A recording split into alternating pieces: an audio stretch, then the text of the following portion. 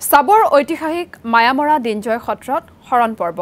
কেইবাখনো গাঁৱৰ 191 গৰাকী পুৰুষ মহিলাই শৰণ লয় সত্ৰত পৰম্পৰাগত ৰীতি নীতিৰে মুণ্ডন কৰি বৰপুখুৰীৰ পানীত স্নান কৰে পুৰুষসকলে শ্ৰী শ্ৰী অনিৰুদ্ধদেৱৰ দিনৰে পৰা চলি অহা পৰম্পৰাগত ৰীতি নীতিৰে শৰণ দিয়া হয় সকলোকে আমি কিছু পৰিবেশ আপোনালোকক দেখুৱাইছো এয়া চাবুৱাৰ পৰিবেশ চাবুৱাৰ ঐতিহাসিক মায়ামৰা দিনজয় সত্ৰত শৰণ পৰ্ব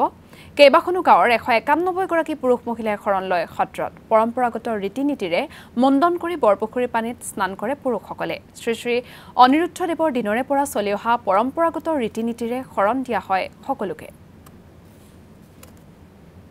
ঐতিহাসিক যি আমাৰ দিনজয় সত্ৰ মায়াময়া দিনজয় সত্ৰৰ সত্ৰাধিকাৰ প্ৰভুৰ ওচৰত আজি আমাৰ তিনিখন গাঁও একত্ৰিত হৈ যেনে হাহৰিয়াল গাঁও গোৱালিচুক গাঁও আৰু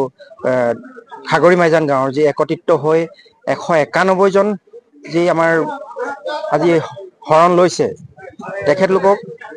অশেষ ধন্যবাদ আৰু সেৱা যাচিছো আৰু পোনপ্ৰথমে আমাৰ সত্ৰাধিকাৰ প্ৰভু শ্ৰীচৰণত সেৱা জনাই তেখেতলোকৰ যি এই শৰণৰ নিয়ম আছে নিয়মখিনি যাতে সুচাৰুৰূপে হৈ যায় তাকে কামনা কৰিছো এইটো হ'ল পৰম্পৰা এটা ৰীতি মাক দেউতাকক সেৱা কৰি নামঘৰলৈ ওলাই আহি চুলি মুণ্ডন কৰি আজি সেই ৰীতি নীতিয়ে ধৰ্ম পালন কৰিবলৈ আহিছে আৰু প্ৰত্যেকৰ নামে প্ৰতি এভাগী এভাগী নাম দিব আজি সেই নামে ঈশ্বৰ দত্ত নাম সেই নামেই একাশীবিধ ভক্তি সেই একাশীবিধ ভক্তি দেহত সুমিয়াই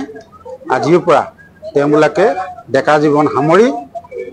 এই ধৰ্মীয় জীৱনলৈ গতি কৰিব